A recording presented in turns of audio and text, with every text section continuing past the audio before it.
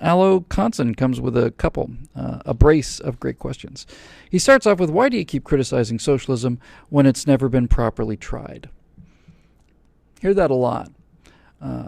There's a meme out there called Bad Guy Steve, and he's wearing this doofus hat. So anytime somebody says something bad, if you put this doofusy kind of, I guess it's like a Louis Vuitton hat or something.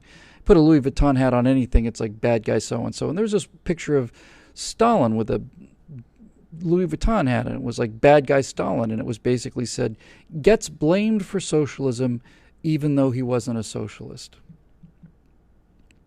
Or socialism gets blamed for Stalinism even though Stalin wasn't a socialist. The problem with this argument is Stalin thought he was a socialist. The communists are socialists. The Nazis were socialists. They weren't socialists. They were. They were racial socialists. They believed in everything that you socialists believe in today. The Nazis, forget the communists. We know the communists were socialists. They may not have thought, the Nazis may not have believed in community property, but they believed in a giant state that controlled the economy.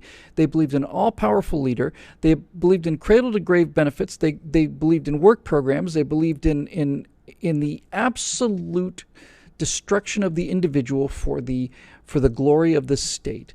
They were in every way, with things like Hitler Youth and with all of these programs, they were as socialist as anybody else. They were social animals, and they called themselves national socialists. So they were basically more national. They were racial socialists. The communists were international socialists. They named themselves. I didn't name them.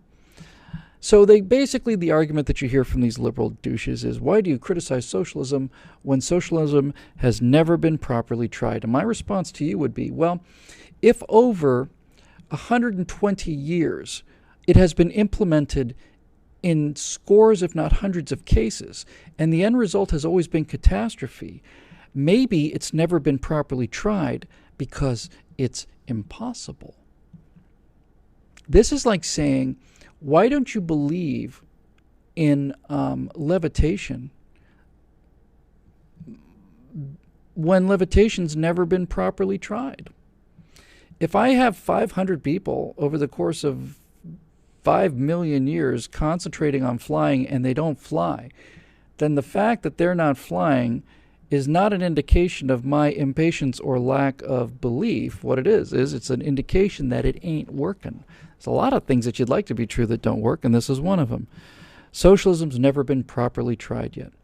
Well, they tried it in the home of communism, which was the Union of Soviet Socialist Republics, and it resulted in the murder by starvation of 10 million, 20 million kulaks, the execution in the basement of a building in downtown Moscow of 700,000-800,000 people.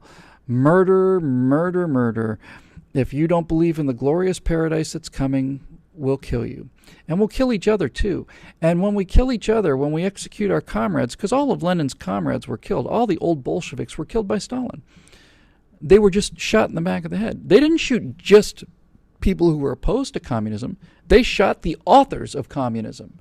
And they shot all of the guys who did the shooting. So if you were the chief of police, let's say you were Yagoda, you murdered as many millions of people as you could for Stalin, and then you got to know too much, so you're murdered by Yezhov. And then when you're Yezhov, you get down to business and you start murdering people by the millions. Every night, you're down in the basement of Lubyanka shooting 5,000-6,000 people in the back of the head per night. And after you've murdered enough people, then you are murdered by Beria. And after Beria gets to work for 25 or 30 or 40 years, actually survives Stalin, when it's time for you to take over the government, you're murdered too. Keep killing until paradise arrives. If you want a motto for socialism, that's pretty much it. Keep killing until the paradise arrives. And it ain't never arrived. And it's not because it wasn't done right, you miserable low-life apologist for murder. It didn't happen because your philosophy is predicated on murder. And if you kill the successful people, then you are going to have an unsuccessful society.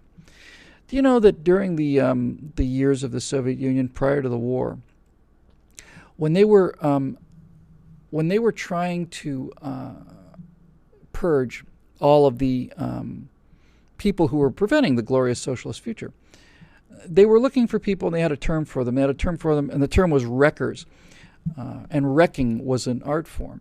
Why has the glorious Soviet plan for our railroad industry continued to fall so short?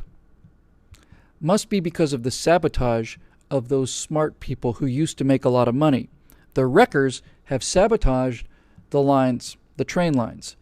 When I say wreckers, I mean, engineers, dispatchers. So obviously, since the trains are not running the way they should be running, the solution is kill the engineers, because they're obviously wrecking our predetermined, utterly pie in the sky totals. And since we're not achieving them, it can't be the fault of our political system, because socialism is glorious. So it must be somebody sabotaging, so kill them. So if you kill all the inspectors and all the engineers and all the conductors and all of the switchers and all of the capable people, what do you think happens to railway productivity and to railway safety? It goes down. And if it goes down in the midst of all of these efforts to purge the wreckers, then that certainly means that there must be more wreckers. And those people have to be killed too. And those of you we sent down earlier to purge the first wreckers, you didn't do a very good job, since the lines are getting worse, not better. We're going to have to kill those people as well. And so on and so on and so on and so on and so on. And it's just a giant stream of murder is what it is. Because if you kill the competent people, things are going to get worse.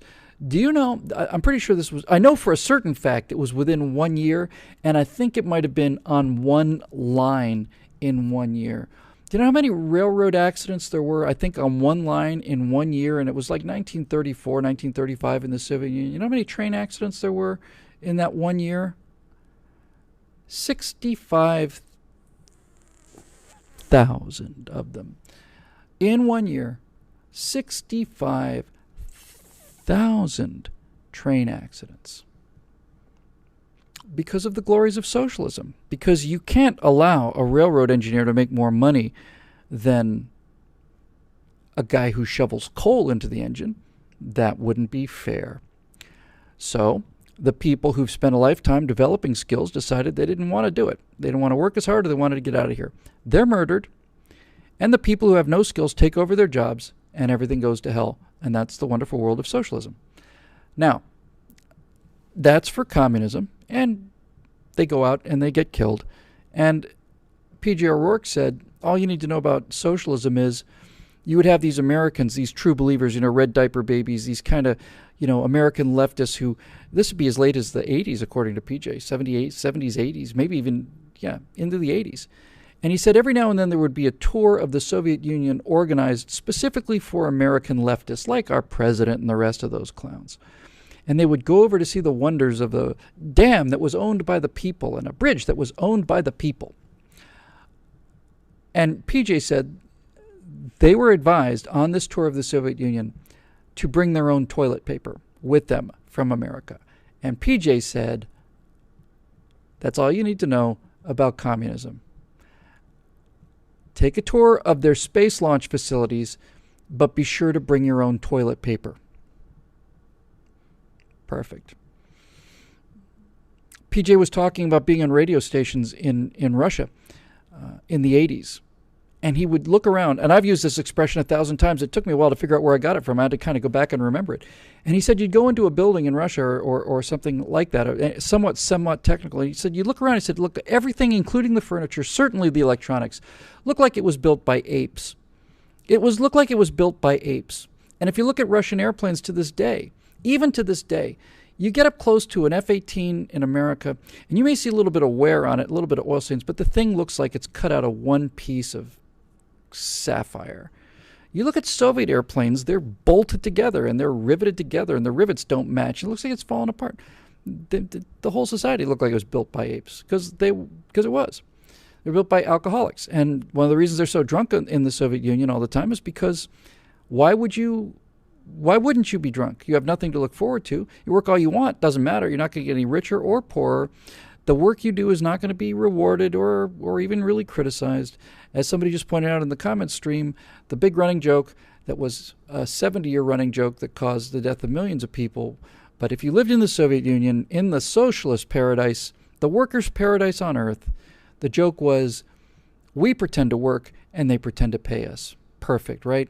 People sitting around at their desk doing nothing, drinking vodka, waiting for paychecks that don't arrive. What else would you do if you lived in a land like that except get drunk? Try to escape. That's what you might do. And a lot of people died trying to do that. So we find that's what happened in Russia, and it's what happened in China, and it's what happened in Cambodia, and it's what happened in Cuba. Cuba used to be one of the richest countries in the Caribbean. Now it's dirt poor. Venezuela, which was taken over by Chavez and turned into a giant socialist camp, has one of the greatest oil deposits in the world, but they're importing oil now because their political philosophies have ruined everything of any consequence in that country. You can't escape this data. But let's have another look at it. Look, this is what happens when socialism is imposed virtually everywhere. Africa, by the way, Africa is one giant catastrophe. It's a disaster area the size of every other continent in the world put together, because Africa is one giant socialist nightmare that's just dependent on foreign aid and redistribution of ever-dwindling amounts of wealth. But let's go to the one argument that seems to get traction, because we're dealing with liberal arguments here. And this one took me a little while to figure out. So when we talk about socialism, we always talk about Russia, Cuba, China, these horrible nightmares where people are killed and there's a secret police and all that other stuff, or just the general failures of Africa and the rest of it. But what about Sweden? Sweden's a socialist state. Sweden has cradle-to-grave benefits, and so does neighboring Finland. And Sweden and Finland are routinely shown to be the happiest people in the world. So people will say, well, what about Sweden? Socialism works in Sweden, they'll say. But does it, is really the question. There are two things to say about Swedish socialism. And nobody seems to mention these things when we talk about, free healthcare. I had a guy, by the way, I've told this story probably once before. You want to talk about, I had no political thoughts until I was in my 40s. But I was about 30 years old, I guess, and I was driving a limousine here in L.A. And I don't think about these things at the time. I had other things to think about. And I was driving a Norwegian businessman to LAX in a town car. We were having a conversation about something. And he said, Bill, you seem like an intelligent American. What a kind thing to say.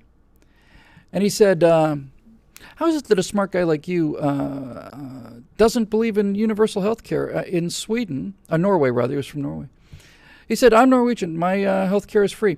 I could fall getting out of this car and break my leg, and if I did, I'd be rushed to the hospital. My health care would take care of it. I'd be given a helicopter ride to wherever I need, and then I'll be given my full salary for up to a year, and then 80% of my salary for the remaining 5 years or whatever. And if I'm incapacitated, I get almost all my salary, and all my housing is taken care of, all this other stuff. And he's saying, and all of it's free. How could you argue with that? And I didn't even turn around. I'm driving a car. And I said, do you mind if I ask you what you pay in taxes? And he said, it's about 78%. I said, so it's not free, sir, with respect. It's prepaid, right? It's not free. It's prepaid. You're paying for that helicopter ride to the hospital, whether you need it or not. It's coming out of your paycheck every single week. And you don't strike me as a man who's fallen down and broken your leg every single week. In other words, while your hospital trip and your helicopter ride and your benefits are being taken out of your paycheck every single week, you don't strike me as a guy who's ever once needed it. So who's really the intelligent person here? Because you continue to pay, and you've paid your entire life for something you've never used. And you're criticizing me and my society for having the temerity to say, we'd like to keep as much money as we can. We'll set aside what we need to if that happens, and the rest of it we're going to use to build our futures or a business or do something new. And he got a little quiet after that, because it's not free health care. It's prepaid health care. And everything in Sweden is prepaid. People work for it. But when people say Sweden works, it doesn't work. And it doesn't work for two reasons. And one of them's kind of obvious, and the other one is not so obvious. But you got to think about this, because I really think I'm onto something here. First of all, socialism in Sweden does not work because as a country becomes more socialist, they have fewer and fewer children. Now, that may sound terrific to progressives. The reason you have fewer children is because you don't need children. And children are expensive. And you don't need children to pay for your retirement. You don't need children to take care of you in your old age because the state will do that. When you look at a socialist society like Sweden, you're looking at a birth rate of about 1.3. 1.3 children per couple means that you need 2 children per couple to hold the population stationary. You actually need 2.1 to make up for the Darwin people, right? So you need mom to reproduce one person for mom to reproduce a second person for dad, plus 1/10 of one person to make up for the people that get famous on the news by saying, hey, watch this, because they're not going to live long enough to reproduce. So 2.1 is sustainable birth rate. Anything above 2.1, your population's growing. Anything below that, it's falling. And if you look at Sweden, it's 1.6, 1.7, 1.5. Italy is like 1.3. Every year, that population gets smaller and smaller and smaller. So there are fewer and fewer and fewer workers to pay for more and more and more retired people, and it's going to collapse. And they know it's going to collapse. So what does Sweden do to avoid this collapse? They import large numbers of immigrants to come in at the bottom of the socialist pyramid and to work their way up. But unfortunately, since Swedes are so... This is a part I think needs to be made clear. There's something about socialism that destroys the life force in people. I met Swedes in Miami when I was out working in nightclubs, and they're beautiful, beautiful girls and good-looking men, and they just didn't give a damn. They didn't care about anything. They didn't care about sex. They didn't care about life. They didn't care about business. They didn't care about jobs. They had no goals. They had no ambitions. They were non-people. They had nothing. They just were moderately happy, relatively decent, not terribly friendly people who had nothing to look forward to at all. So it sucks the life force out of you, this cradle-to-grave benefit thing. But put that aside. So what's happening in Sweden? What's happening in Norway? They're bringing in more and more and more Muslim workers to pay for the ever smaller percentage of retiring racial Swedes, genetic Swedes, blonde, blue-eyed people. And as the number of Muslims come in at the bottom of that pyramid to keep this socialist scam going, because it is a Ponzi scheme, socialism, as this continues, Sweden and Norway become less and less Swedish and less Norwegian until finally it's not their country anymore. And it's not going to wait till the end. It's just going to collapse. Nobody likes to say this. And unfortunately, it's true. But I heard the other day, actually it was about a year ago, come to think of it, anybody want to guess of all of the rapes committed in where was it? In Oslo. All of the rapes committed in Oslo. Anybody want to guess at the percentage of rapes in the last 5 years committed in Oslo? What percentage were committed by Muslim guest workers or Muslim immigrants? Of the total rapes in Oslo over the last 5 years, what percentage was committed by these Muslim immigrants? It's 100%. 100%. So Swedish women now, because of the glories of socialism, are not allowed to really go out in miniskirts anymore, and all the things that we used to admire about Swedish women back in the 70s and 60s and 80s and stuff, that's all gone. They're not allowed out there because if they wear a miniskirt, they're asking to be raped by their comrades who are here to make their socialist state work. And they live in fear, and they're going to live in more fear, and they're not wrong to live in fear. So more and more and more of these so-called guest workers come in to keep the socialist game going, and pretty soon it's going to collapse. And everybody knows it. And socialism has done the same thing to the birth rate in France, and the same thing to the birth rate in Spain, and the same thing to the birth rate in Ireland, and the same thing to birth rate in Italy. Socialism isn't working in the places where it works because the populations are declining at a catastrophic rate because of socialism. So there you go. What happens is you can in fact, look, Sweden and France are examples of the fact that you can in fact have a perfectly decent socialism that doesn't require terror or murder. It's just that once you implement it, the clock is ticking and you've got 2 generations. That's all. Period. That's true in every socialist country in the world. It's either a death camp or it's an old age home. So it doesn't work. It can't work. It's not working. People aren't reproducing themselves enough to keep the Ponzi scheme going, so it's not working. And there's one more argument about socialism that needs to be made, And this is a very important argument that nobody ever seems to get. Let's go back to Sweden again. Sweden, the socialism that works. Kind, wonderful, well-educated, decent Sweden where everybody's happy and everybody makes the same amount and everything's wonderful. Sweden can afford socialism because Sweden doesn't have to pay for defense. And neither does France, and neither does Britain, and neither does Ireland, and neither does Germany, and neither does Italy, and neither does Spain. They can afford a large social welfare state and cradle-to-grave benefits because they don't have to pay for defense. The reason they don't have to pay for defense is because we pay for defense. It's the American taxpayers, those knuckle-dragging Neanderthal capitalists, who have generated the wealth in the form of taxation to provide a military that deters aggression not only around the United States but around Western Europe as well. Their socialism is predicated on our paying their defense bill. And if they had to pay their own defense bill, they wouldn't be able to afford the cradle-to-grave socialism. They can't afford it anyway, but they wouldn't have been able to run the Ponzi scheme this long. Because you may say, you're really missing the point here if you say, oh, well, England could cover its share of its defense. But that's not the point. England or France, hey, we're good, thank you.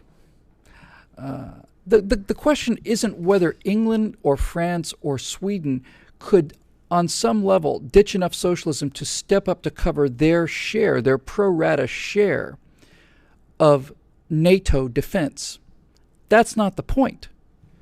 The point is, if you take America away, and our capitalism away, and our defense away, and all that defense is driven by the dynamics of the American capitalist economy.